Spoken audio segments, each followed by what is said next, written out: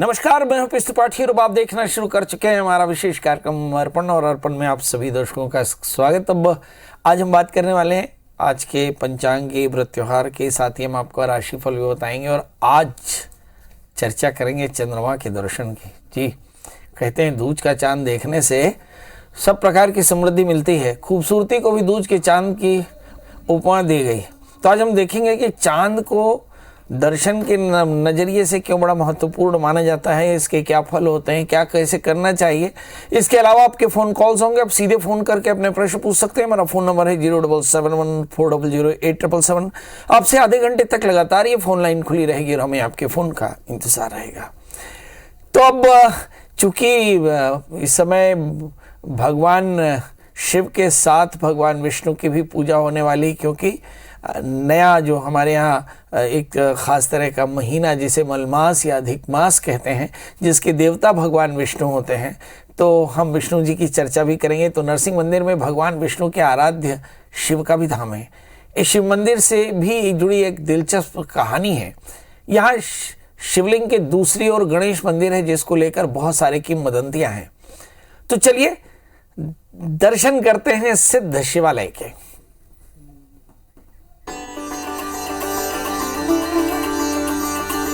नरसिंहपुर में भगवान नरसिंह का ये अलौकिक धाम अपनी वास्तुकला और वैभव के अलावा कई किंवदंतियों और किस्सों के लिए मशहूर है। जाट राजाओं के शासनकाल में बना ये मंदिर रहस्य और रोमांच की अनूठी दास्तान समेटे हुए है।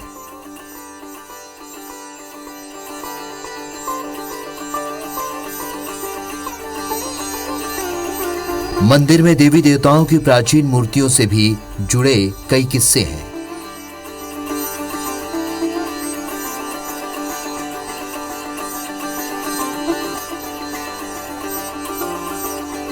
नरसिंहनाथ के धाम के अलावा उसी परिसर में महादेव के प्राचीन स्वरूप के भी दर्शन होते हैं।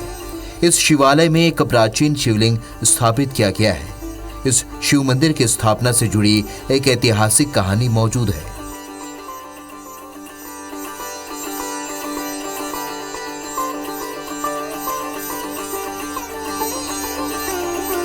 दरअसल शिवलिंग के पास एक और स्थान खाली है, जहां शिव जी के बेटे भगवान गणेश की मूर्ति स्थापित की जानी थी।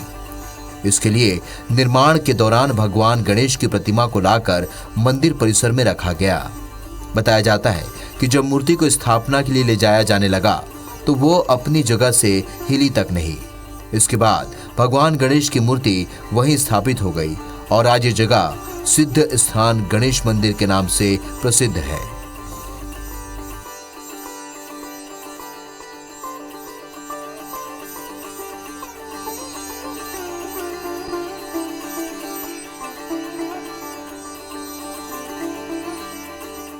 नरसिंह मंदिर परिसर में सदियों से धर्म और श्रद्धा की ज्योत जलती रही है।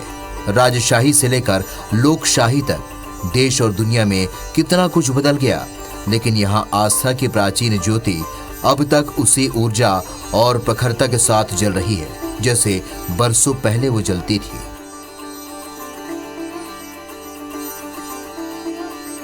Bureau report, IBC 24, Narsinghpur. तो दोस्तों, आपने दर्शन कर लिए भगवान नरसिंहनाथ के, आपने दर्शन कर लिए गणपति के और आपने दर्शन कर लिए भगवान शिव के। तो अब मौका है चंद्र दर्शन का। कहते हैं कि अब चूंकि मलमास है और मलमास में भगवान विष्णु की पूजा होती है, भगवान शिव की, शिवा की, लक्ष्मी नारायण की पूजा होती है। अब हम चंद्र दर्शन से देखते हैं कि चंद्र दर्शन से हमें क्या क्या मिलता है। तो शास्त्र में लिखा कि चंद्र दर्शन से समृद्धि मिलती है, शांति मिलती है। हम चंद्रमा मन सो जाता है, चंद्रमा से मन देखा जाता है, इसलिए कहते हैं कि चंद्र दर्शन से मन भी स्टेबल रहता है। चंद्र दर्शन का अर्थ चंद्रमा का दर्शन करना, और ये हमारे सनातन में बड़ी भक्ति और श्रद्धा के साथ इसको किया जाता है, इसलिए इसे चंद्र दर्शन कहते हैं। क्योंकि अमावस्या के बाद ये देखा जाता है। तो इसमें क्या करना चाहिए? तो चंद्र दर्शन के लिए बहुत आवश्यक है कि आप एकाहार एकासना करें और व्रती रहें और एक बार भोजन करें, भूमि में शयन करें और ब्रह्मचर्य का पालन करें। तो ये शास्त्र में लिखा, इसमें भगवान चंद्रमा की पूजा की जाती है, बड़ी श्रद्धा से की जाती है। सनातन के अनुसार इस विशेष दिन पर चंद्र दर्शन करना बेहद फलदायी होता है, साथ ही साथ भाग्यशाली और समृद्धि का द्योतक भी माना जाता है। कहते हैं काल पुरुष के चौथे स्थान का स्वामी यानी भूमि वाहन मकान का स्वामी चंद्रमा होता है, और वेदों में चंद्रमा को मन का स्वामी बताया। मतलब अगर चंद्रमा का दर्शन करते हैं तो भूमि वाहन मकान के सुख मिलेंगे, और अगर चंद्र दर्शन करते हैं तो आपको आपका मन स्टेबल होगा। अगर चंद्र दर्शन करते हैं तो भगवान शिव भी प्रसन्न होंगे, क्योंकि कहा भगवान चंद्रा शिखर ये स चंद्रशेखर है थी, भगवान शिव भी चंद्र को अपने शिखर पर रखते हैं। तो इस लिहाज से हम चंद्रमा की पूजा करें तो आपके घर में सब प्रकार के सौभाग्य की प्राप्ति होती है। अब चर्चा करते हैं कि भाई अभी जो चंद्र दर्शन है जिस पर चर्चा हो रही है, चंद्र दर्शन कब कहाँ कैसे करें, तो हम बता दें कि चंद्र दर्शन का मुहूर्त इस समय करीब करीब 7:20 से लेकर के 8:28, लगभग 1 घंटा करीब करीब आपको समय मिलेगा दर्शन करने के लिए। 1 घंटा 19 मिनट का समय मिलेगा। चंद्र दर्शन करें, कहते हैं इस दिन चांद को अर्घ्य भी देते हैं और व्रत नियम का पालन करते हैं। एक भोजी भूमि स्वाई भूत ब्रह्म परशुचि, इस समय किसी भी प्रकार का आहार नहीं लेते, चंद्रमा के दर्शन के बाद ही उपवास तोड़ा जाता है, ऐसी मान्यता। और ऐसा जो कोई करता है, जो व्यक्ति चंद्रव्रत करता है, भगवान कहते हैं कि उसकी सारी मनोकामनाएं पूर्ण हो जाती है। चलिए, तो आपके समझ में आ गया, भगवान विष्णु की पूजा, नरसिंहनाथ की पूजा, गणपति और शिव की पूजा करनी चाहिए। हमारे साथ अब कॉलर जुड़ चुके हैं, बसंती जी जुड़ चुके हैं। बसंती जी, आपका बहुत बहुत स्वागत है, बताइए क्या जानना चाहते हैं। हाँ पंडित जी प्रणाम। जी प्रणाम। हाँ, मेरे को बेटी के बारे में जानना है। उनकी डेट ऑफ बर्थ बता दें। नाम निधि है, 5/12/93। 5/12/93। जन्म समय? समय 7 बजे सुबेरे शाम? सुबह। जन्म स्थान? भिलाई। जी, जानना क्या है? बेटी की शादी नहीं हो पा रही है। उसने पढ़ाई क्या की है? ये बी की है। इस बच्ची को कोई लड़का पसंद है क्या? नहीं, ऐसा तो कुछ पता नहीं। चलिए, वजन कितना है इस बच्ची का? वजन होगा 48। चलिए आइए देखते हैं। इस बच्ची का जन्म लग्न वृश्चिक है, इसकी जो राशि है वो कर्क है। इस बच्चे के लग्न में मंगल, राहु, शुक्र, सूर्य सारे ग्रह लग्न में बैठे हैं और चौथे स्थान में शनि से पूर्ण आक्रांत है, सप्तमी की शनि से आक्रांत है। तो 2 चीजें जान लीजिए, एक तो शादी में परेशानी रहेगी, शादी के वक्त परेशानी रहेगी, शादी के बाद परेशानी रहेगी। और इससे बचने के लिए नांदीमुख शादी के साथ में इसका कुंभ विवाह किसी विद्वान आचार्य के निर्देश में होना चाहिए। सितंबर 2023 के बाद में सूर्य में मंगल के अंतर्दशाएं चलेंगी। मंगल के अंतर्दशाओं में कुछ लाभ हो सकता है, क्योंकि लग्नेश मंगल है और चूंकि बृहस्पति भी इस समय अनुकूल है, इसलिए माना जा सकता है कि सितंबर के बाद से लेकर 1 वर्ष के भीतर इस बच्ची की शादी हो सकती है। मगर शर्त वही कि शादी से पहले नांदीमुख शादी के साथ में को विवाह करा लें। इस बच्ची के लिए 8 कैरेट का बढ़िया सा मोती और 4 कैरेट का अच्छा सा पुखराज इस बच्ची को धारण कराएं। बच्ची से कहें कि सोमवार का व्रत किया करे, चंद्रमा को नियमित अर्घ दिया करे तो कल्याण होगा। जी,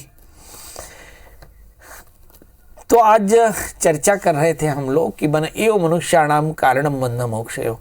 जो चंद्रमा है वो मन का कारक है और मन ही सभी प्रकार के भुक्ति और युक्ति का कारण माना गया। मतलब सभी प्रकार की समृद्धियां और सभी प्रकार से आध्यात्म की सिद्धियां, ये दोनों ही चंद्रमा की कृपा यानी मन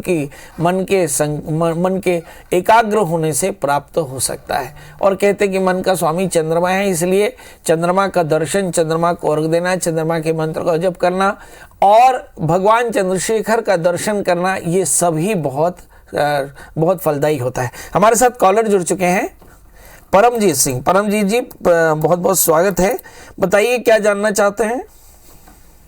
वो जानना चाहता हूँ जी, मेरा तो समय बहुत प्राप्त हो रहा है इस टाइम। जन्म तारीख बता दें। जन्म जी अपना 21/11/66। अच्छा, और जन्म समय? जन्म समय 9 से 10 के बीच। सुबेरे का, शाम का? हाँ जी, सुबह का कि रात का? जी सुबह का। और जन्म स्थान जी? जन्म स्थान जी होशियारपुर, अपने होशियारपुर। हाँ जी। अच्छा, ये बताइए कि पंजाब में होशियारपुर का नाम होशियारपुरी क्यों रखा? ये तो पता नहीं जी। नहीं पता आपको? क्योंकि सारे होशियार पाए जाते हैं, इसलिए इसका नाम होशियारपुर रखा। चलिए आइए देखते हैं। होशियारपुर से परमजीत जी हैं और जानना चाहते हैं कि जी बड़े जीवन में संकट है, क्या करना चाहिए।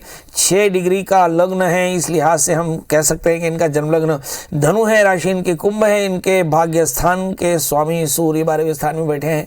तो परमजीत जी, आप नियमित रूप से भगवान सूर्य को अर्घ दें, रविवार का व्रत करें, नमक का त्याग करें और ओम घृणी सूर्याय नमः इस मंत्र का जप करें। 4 कैरेट का बढ़िया सा पुखराज और 4 कैरेट का माणिक्य धारण करें। 1 वर्ष के भीतर आपकी जिंदगी बदलेगी। जी, हमारे साथ अगली कॉलर कविता जी हैं। कविता जी, आपका बहुत बहुत स्वागत। बताइए क्या जानना चाहते हैं।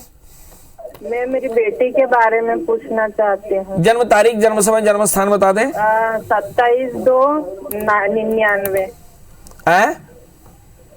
27/2/99 1999 और जन्म समय, जन्म समय जन्म समय शाम की 3:34 3:24 30 मिनट थोड़ा जोर से बोलेंगे। 30 मिनट। अच्छा, आप टीवी की आवाज ही देखेंगे ना, चलिए कोई बात नहीं। कहाँ से बोल रही हैं? खूब अच्छे से देख लीजिए टीवी। 3 बजे 3:30 बजे का जन्म स्थान है उसका। सुबेरे का, शाम का? सुबह का, शाम का? रतलाम से बोल रही हूँ मैं। अच्छा, आप टीवी आवाज नहीं बंद करेंगे? लगता है कि हम इनसे बात नहीं कर पाएंगे। शाम का समय है। जन्म स्थान, जन्म समय शाम का। जन्म स्थान राउटी, एमपी के पास में गांव है, वहाँ पे राउटी में। राउटी कहाँ पड़ता है? जिला कौन सा है? जिला एमपी पड़ता है। एमपी तो ठीक है, जिला तो होगा कोई, खंडवा, देवास? जिला ही लगता है उसका। है? रतलाम जिला लगता है, रतलाम जिला। अच्छा, आप अपन कितना पढ़े लिखे हैं? मैं जैसे बोल रहा हूँ कि टीवी की आवाज बंद कर दे तो समझ में आ रही है कि नहीं? हाँ, टीवी की आवाज कम करी मैं। हाँ, चलिए। मैंने 12th की है। आपकी बिटिया का जन्म लग्न कर्क है, राशि भी इसकी कर्क है, लग्न में चंद्रमा के साथ में राहु है। जैसे आप बात कम समझती है वैसे बिटिया भी कम समझती है बात। इस बच्ची के लिए 4 कैरेट का पुखराज और 8 कैरेट का इटालियन मूंगा पहना है। बच्ची से कहें कि नियमित रूप से भगवान शिव का पूजन करें, ओम नमः शिवाय इस मंत्र का जप करें। इस समय जो दशाएं चल रही हैं, राहु की दशा खत्म हुई है, शनि की अंतरदशा चल रही है, बच्ची में कुछ हार्मोनल चेंजेस हैं, याद रखिएगा। इसकी थोड़े से व्यवहार में थोड़े से परिवर्तन आ रहे, तो शनि की शांति कराएंगे तो कल्याण होगा। इस समय हेल्थ के भी इश्यूज आ सकते हैं। तो ये तो था हमारी कविता जी। अब हमारे साथ राशियों का सफर शुरू होने वाला है, तो राशियों का बड़ा रैपिड फायर होता है, इसलिए सभी दर्शकों से आग्रह कि बिल्कुल तैयार होकर बैठ जाएं, क्योंकि बहुत जल्दी हम अपने आपके कल की राशियों का हाल बनाने वाले हैं। चलिए तो राशियों का सफर शुरू करते हैं। बात करते हैं मीन शनि अरीस की। इस राशि वाले जातकों के लिए देखते हैं कि इस समय चंद्रमा सूर्य के साथ में, बुध के साथ में बैठा है, मतलब इस राशि वाले जातकों के लिए इमोशनल काफ़ी ज़्यादा है, परिवार को लेकर थोड़ी सी चिंता है।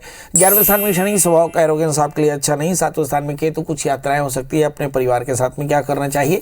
शनिश्चर मंत्र का जप करें, काले तिल का दान करें तो कल का दिन बेहतर। अब बात कर लेते हैं वृषभ यानी टॉरस की, जिसके 12वें स्थान में बृहस्पति बैठे हैं। बृहस्पति अगर एकादशी होकर 12वें स्थान में बैठ जाए, मतलब खर्च थोड़ा सा ज्यादा, कमाई थोड़ी सी कम, यानी मन में परेशानी, नींद की परेशानी हो सकती। करना क्या चाहिए आपको? थोड़े से गुड़ चने का दान करके दिन की शुरुआत करेंगे तो कल का दिन बेहतर होगा। बात कर लेते हैं मिथुन यानी जमनाई की, जिसके 11वें स्थान में गुरु के साथ में राहु। भाई कुछ ऐसा पैसा आपको मिल सकता है जिसके लिए आपने बहुत मेहनत नहीं की। मतलब जितने भी लाइजनर्स हैं या इस तरह का उस तरह का काम करने वाले हैं, वो बहुत ज़्यादा फायदे में रहने वाले हैं। इस समय अगर हम शनि की स्थिति देखें, शनि भाग्यस्थान में बैठे हैं, मतलब कुछ पूजा पाठ भी इस समय हो सकता है। मतलब कुल मिलाकर के कल का दिन आपके लिए बहुत बढ़िया रहेगा, खुशनुमा रहेगा। क्या करें?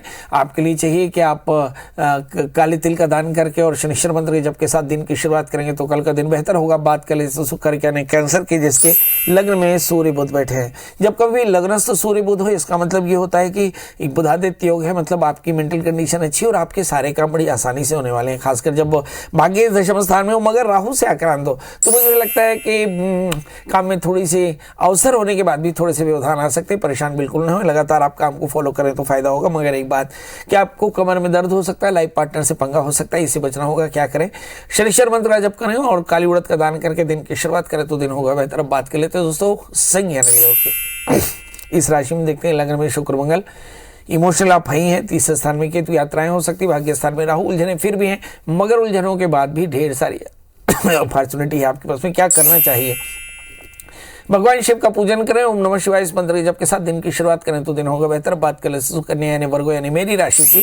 इस राशि में देखें कि 8वें स्थान में गुरु राहु एक साथ बैठे हैं, मतलब कुल मिलाकर इस राशि वाले जातकों के लिए बहुत सावधानी से कल का दिन निपटाना, क्योंकि हो सकता है लाइफ पार्टनर्स के साथ या पार्टनर्स के साथ में, आपके एसोसिएट्स के साथ में थोड़े से पंगे हो जाएं। बहरहाल 6ठे स्थान में शनि है, शत्रुओं पर आपको विजय मिलेगी। काले तिल का दान करें और दत्तात्रेय कवच के पाठ के साथ दिन की शुरुआत करें तो कल का दिन बेहतर। बात कर लेते तुला यानी लिब्रा की। लग्न में केतु 7वें स्थान में राहु, मतलब बहुत साफ है कि यात्राएं हो सकती हैं, यात्राओं के बीच में सावधान रहना है, गाड़ी चलाते समय सावधान रहना है। चतुष्पद यानी 4 टांग वालों से, मतलब इस समय एक्सीडेंट की संभावना है। मतलब वे बच्चे जो बहुत तेज गाड़ी चलाते हैं उनके पेरेंट्स से गुजारिश कि अगर वो तुला राशि के हो तो इस समय केतु लग्न में है और साथ ही 11वें स्थान में मंगल है। चोटें लग सकती हैं, ज़्यादा चोटें लग सकती हैं या फिर चीटिंग के शिकार हो सकते हैं। क्या करें, लाइफ में थोड़ा सा डिसिप्लिन रखें और केतु के मंत्र के जप के साथ दिन की शुरुआत करें तो कल का दिन बेहतर। बात कर लेते हैं दोस्तों वृश्चिक यानी स्कॉर्पियो की, जिसके 12वें स्थान में केतु, 6ठे स्थान में बृहस्पति और राहु। पेट की तकलीफ हो सकती है, यात्राओं में तकलीफ। क्या करें, गुड़ और रोटी खिला करके गाय के दिन की शुरुआत करें तो कल का दिन बेहतर। बात कर लेते हैं दोस्तों धनु यानी सिस्टीरियंस की, जिस राशि वाले जातकों के लिए देखते हैं कि इस समय राहु लग्नेश होकर के इस समय हम देखते हैं कि गुरु और राहु पंचम स्थान में बैठे हैं, मतलब संतान को लेकर थोड़ी चिंता।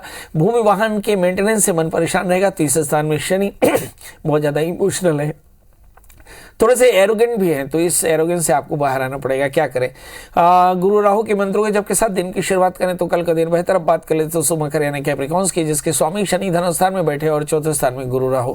अगर हम कर्क राशि वाले जातकों के लिए, मकर राशि वाले जातकों के लिए देखें तो कर्क राशि नहीं, 7वें स्थान में चंद्रमा सूर्य बुध के साथ में बैठे हैं। लाइफ पार्टनर के साथ आपको काफी फायदा, दोस्तों से सहयोग और साथ में कुछ लोगों के लव लाइफ की शुरुआत हो सकती है। करना क्या चाहिए, तो बृहस्पति के मंत्र का जप करें, काले तिल काले उड़द का दान करें तो कल का दिन बेहतर। बात कर लेते हैं कुंभ एक्वायरेंस की, जिसके 7वें स्थान में शुक्र मंगल है।